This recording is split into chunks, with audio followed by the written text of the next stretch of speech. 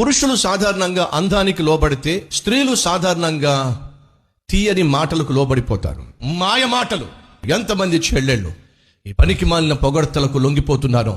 తల్లులు తండ్రులు వచ్చి ఏడుస్తూ ఉంటారు, అయ్యా నా కూతురు బంగారం అయ్యా, కాలేజీ బస్సు నడిపించే డ్రైవర్ని ప్రేమించిందయ్యా, వాడికి ఆల్రెడీ పెళ్ళైపోయిందయ్యా, పిల్లలు కూడా కన్నారు, వాడికి నా కూతురికి 20 సంవత్సరాల వయసు డిఫరెన్స్ అయ్యా, వాడే కావాలంటుంది, వాడినే పెళ్లి చేసుకుంటానంటుంది. ఎందుకని? పొగడ్తలో. పనికి మాలిన పొగడ్తలకు ఈరోజు అమ్మాయిలు తమ జీవితాలు నాశనం చేసుకుంటున్నారు. ఎవరైనా మీ దగ్గరకు వచ్చి, అలాగే అబ్బాయిలు కూడా, ఎవరైనా అమ్మాయి మాటి మాటికి నిన్ను పొగుడుతూ నీ గురించి గొప్పగా మాట్లాడుతూ, ఉద్యోగం చేసే చోట మాటి మాటికి నీ గురించి గొప్పగా మాట్లాడుతూ పొగుడుతూ నిన్నేదో భుజాల మీద పెట్టుకునే ప్రయత్నం చేస్తే అది వాస్తవం అని చెప్పి మీ జీవితాలు పన్నం చేయకండి. మీ జీవితాలను నాశనం చేసుకో.